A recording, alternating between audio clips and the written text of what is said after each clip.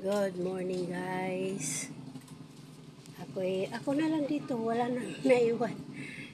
Papasok na yung anak ko.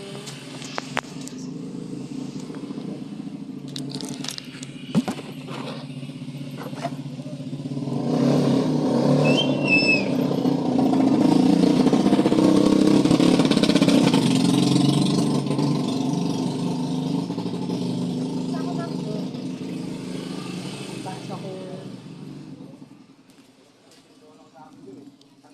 Ako, naglilinis ako dito. Kanina pa. Nalibadbaran ako. Kasi pag nag-uutos akong mag-ayos kayo, maglinis kayo ng kwarto, puro lang upo, upo, gagawin po, mamaya-maya, hanggang sa wala na, di na nagagawa. Nakakalibadbad yung makita mong makalat, di maayos yung ewan ko ba. Sila naman dito natutulog sa kwarto kasi gawa ng doon nga sa labas. Ako natutulog doon sa labas, gawa ng, alam mo guys, yung binubuksan na yung tindahan mo, wala, tulog sila. Kaya sabi ko, dito ako sa labas matutulog. Kaso, dito nga sila sa loob natutulog, hindi naman nila inaayos yung kwarto. Naiinis ako pag ganyan. Iba kasi tayong mga lula, gusto natin yung maayos yung higaan, malinis, mabango. Ewan ko ba to sa mga bata na to. Alam nyo guys, ang pinalitan nila na punda, yung sa akin lang. Kasi mga bata,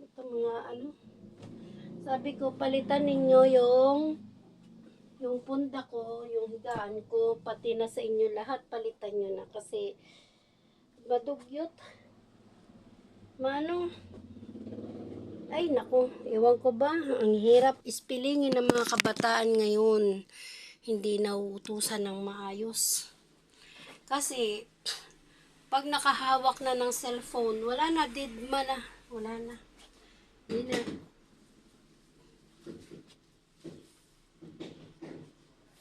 Hindi na nagagawa yung utos mo na matino. Diba? Ang hirap mag-intindi. Tapos nito, maglalaban na naman ako ng pinagpalitan kong punda at saka bedsheet. Ako sa mga bata ngayon, di ko maintindihan. Kahit anong sabi mo, kahit anong anuhin mo, di mo maintindihan kung anong, parang ikaw ang susuko sa mga ugali ngayon ng mga kabataan. Ayan guys.